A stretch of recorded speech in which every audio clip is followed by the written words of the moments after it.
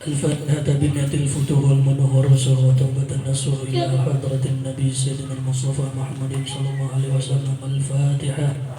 أعوذ بالله من الشيطان الرجيم. بسم الله الرحمن الرحيم. الحمد لله رب العالمين الرحمن الرحيم مالك يوم الدين. إياك نعبد وإياك نستعين اهدنا الصراط المستقيم صراط الذين أنعمت عليهم غير المغضوب عليهم ولا الضالين. السلام عليكم ورحمة الله وبركاته. Bismillah walhamdulillah wassalatu wassalamu ala rasulillah.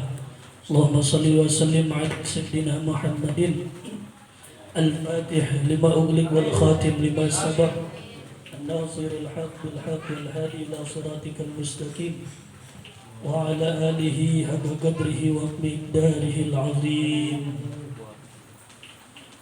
Alhamdulillah, sama-sama saya hormati, saya cintai kepada guru kita Al-Ustaz Muhammadul Muslim beserta orang tuanya dan keluarganya. Kita doakan semoga Allah berikan afiat sehat, Allah berikan panjang umur, Allah berikan berkah rezeki, Allah jadikan keturunannya menjadi keturunan yang soleh dan soleha. Alhamdulillah,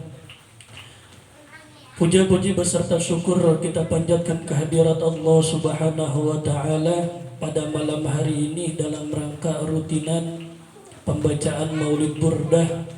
Semoga apa yang kita baca menjadi amal kebaikan kita nanti di yaumil akhir. Amin ya rabbal alamin. Salawat beserta salam semoga tercurah limpahkan kepada junjungan kita Sayyidina Muhammad sallallahu alaihi wa barik wasallam. Semoga kita yang berkumpul di tempat yang mulia ini diakui sebagai umatnya nanti di yaumil akhir. Amin ya rabbal alamin. Pada malam hari ini tadi saya membaca satu buah kitab. Di situ ada daripada hadis Nabi Muhammad SAW yang diriwayatkan oleh Imam Ibnu Ahmad daripada hadis riwayat Imam Ibnu Majah, bahwasanya kita harus megang 3 perkara ini, kata Nabi. Ini asbabul nurudnya.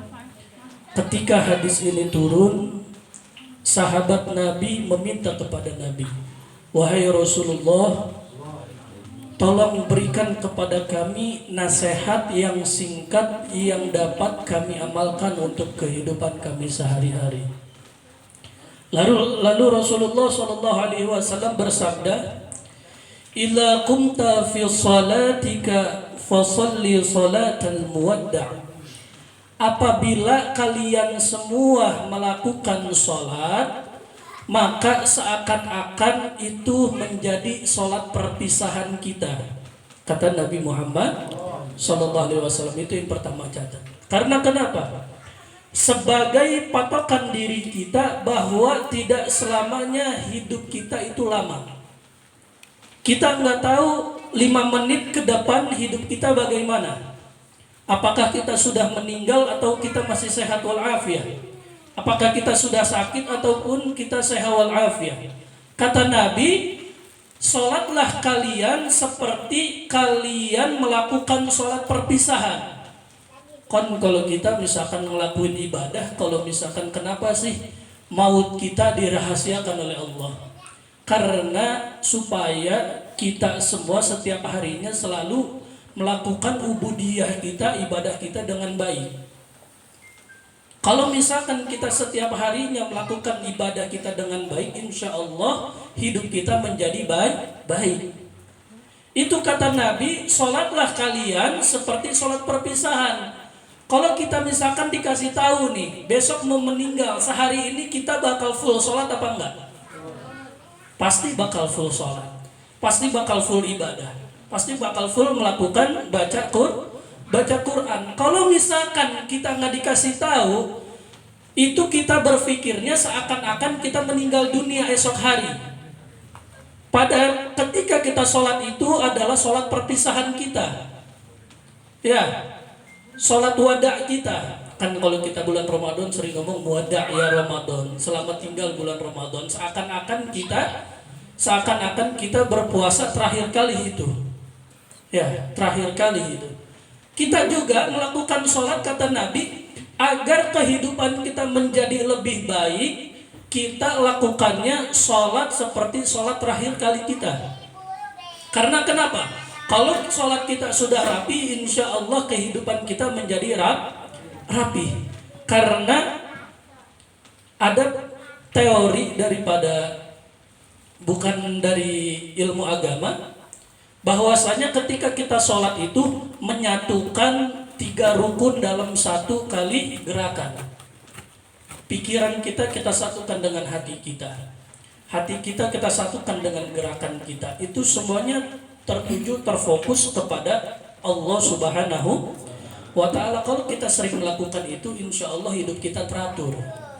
Karena kenapa? Kalau orang sering melaksanakan sholat 5 waktu, berarti dia sudah mampu mengatur waktunya setiap hari.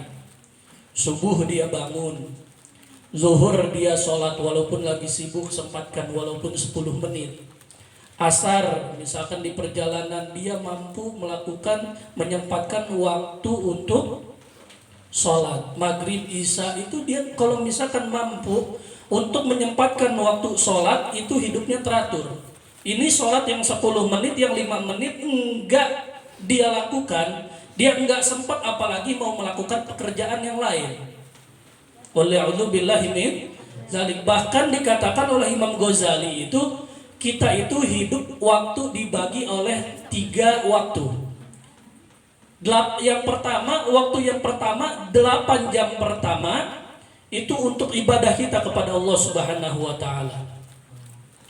8 jam kedua, 8 jam lagi untuk istirahat. 8 jam lagi untuk kita bekerja.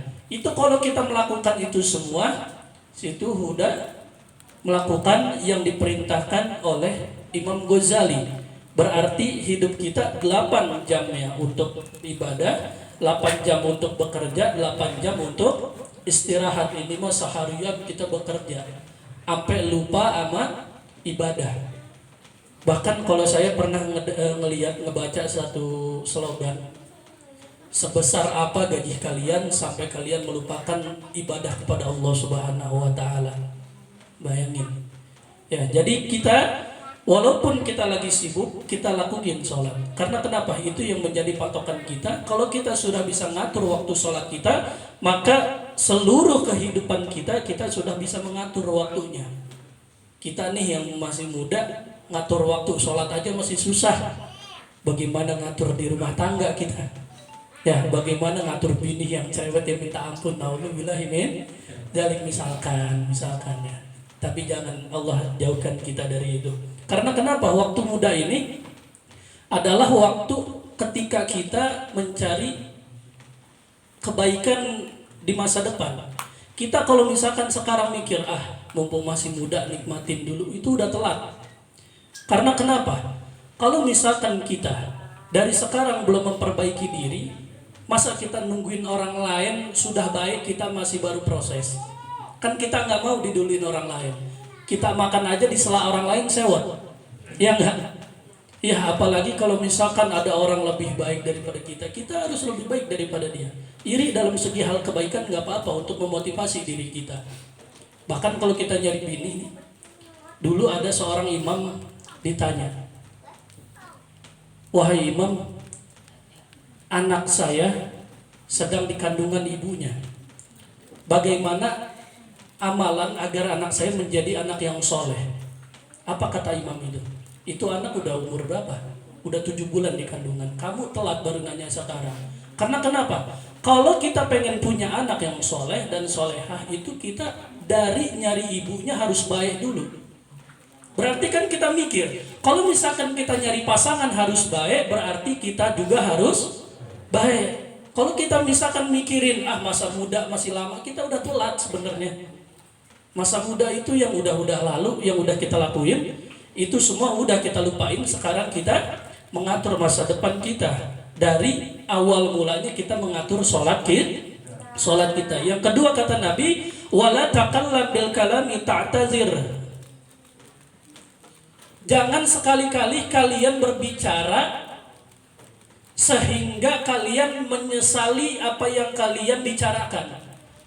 Misalkan kita lagi ngobrol sama orang, kita ngomong spontan, enggak berpikir ke depan, kita ngomong nyakitin hati itu orang.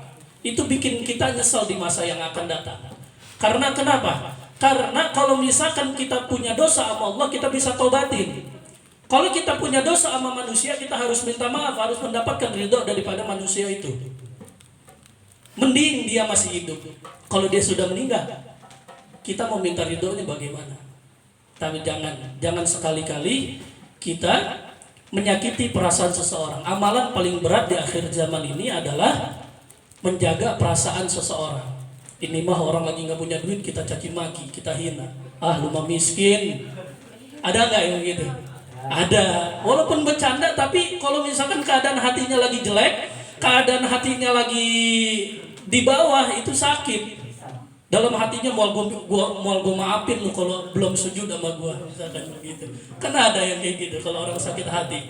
Jadi kata Nabi, jangan sekali-kali kita berucap yang nanti kemudian hari kita menyesal dengan ucapan kita itu. Waliya'udzu billahi min dzalik. Makanya hati-hati dalam bermuamalah, dalam berkehidupan sosial.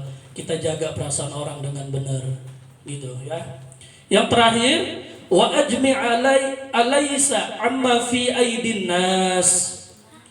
Jangan kamu kumpulkan rasa keputusasaan itu kepada manusia. Maksudnya apa? Jangan sekali-kali kita berharap kepada manusia. Pasti suatu saat kita bakal merasa putus asa dengan manusia. Nauzubillahi min dzalik. Kita dijanjiin A, kita dijanjiin B sama manusia. Ketika kita tungguin di waktunya, kita mungkin nggak sesuai ekspektasi kita. Banyak nggak? Banyak kayak gitu. Kita dijanjiin A, dijanjiin B. Itu berharap kepada manusia. Emang gak cukup Allah sebagai pengharapan buat kita? Cukup gak? Cukup gak? Wah, merasa gak cukup kayaknya nih. Gak cukup? Cukup. Karena Allah adalah sebagus-bagusnya kita untuk meminta pertolongan kepada Allah Subhanahu wa ta'ala. Kita menggantung harapan kita kepada Allah, itu adalah sesuatu hal mutlak yang gak bakal kita mendapatkan kecewaan daripada itu. Kalau kita masih menggantungkan harapan kita kepada manusia, wajar manusiawi. Ya, wajar manusiawi, tapi kita latih hati kita. Kita nggak boleh berharap kepada manusia. Sekarang awal-awal kita masih bisa berharap. Mungkin kita latihan sedikit demi sedikit, kita bodoh amatin itu hal-hal seperti itu. Karena yang berhak menjadi gantungan kita adalah Allah Subhanahu wa ta'ala. Wallahu a'lam bishawab. Mungkin sedikit itu 3 yang harus kita punya. Wasiat dari Nabi Muhammad Sallallahu Alaihi Wasallam. Minta maaf, minta ridha. Apabila banyak kata-kata yang kurang tersusun, mohon dibukakan pintu maaf yang seluas-luasnya. Wallahul muwaffiq ila aqwamit thoriq. Assalamualaikum warahmatullahi wabarakatuh. Afdalu ma qultu ana wa nabiyyuna min qabli la ilaha illallah.